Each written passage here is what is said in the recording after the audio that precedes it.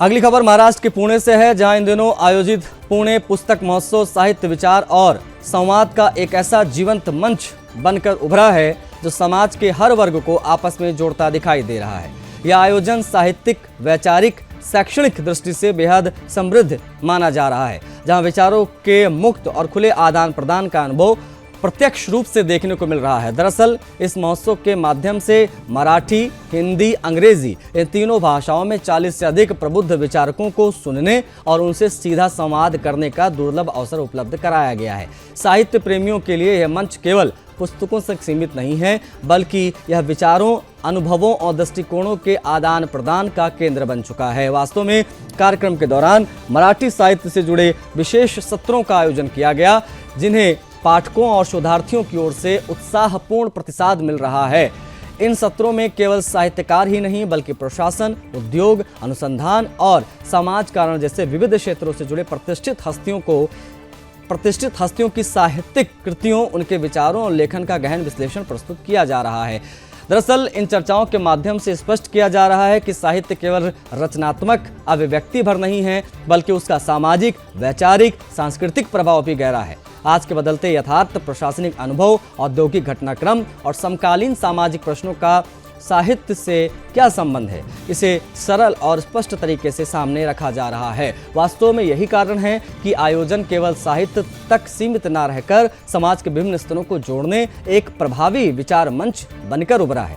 साहित्य को समाज के आईने के रूप में देखने और समझने का प्रयास किया जा रहा है। दरअसल इस पूरे आयोजन की एक खास बात यह है कि भले ही इसमें सभी आयु वर्गों की भागीदारी देखने को मिल रही हो, लेकिन युवाओं की भागीदारी विशेष रूप से ध्यान खींच रही है। विद्यार्थियों से लेकर नवोदित लेखकों, शोधकर्ताओं और युवा पाठकों तक बड़ी संख्या में युवा वर्ग न केवल उपस्थित है, बल्कि चर्चाओं में सक्रिय रूप से हिस्सा ले रहा है। वास्तव में प्रश्नोत्तर सत्रों के माध्यम से होने वाला प्रत्यक्ष संवाद इस महोत्सव का प्रमुख आकर्षण बना हुआ है। युवा श्रोता खुलकर प्रश्न पूछ रहे हैं, अपने विचार रख रहे हैं और विचारकों के अनुभव से सीखने का प्रयास कर रहे हैं। कुल मिलाकर साहित्य, विचार और संवाद का ये त्रिवेणी संगम न केवल पठन संस्कृति को प्रोत्साहित कर रहा है, बल्कि समाज के निर्माण में साहित्य की भूमिका को भी एक बार फिर से सशक्त रूप से रेखांकित कर रहा है। यह महोत्सव विचारों की ऐसी धारा बनता दिखाई दे रहा है जो आने वाले समय में समाज और युवाओं को दिशा देने में महत्वपूर्ण भूमिका निभा सकता है।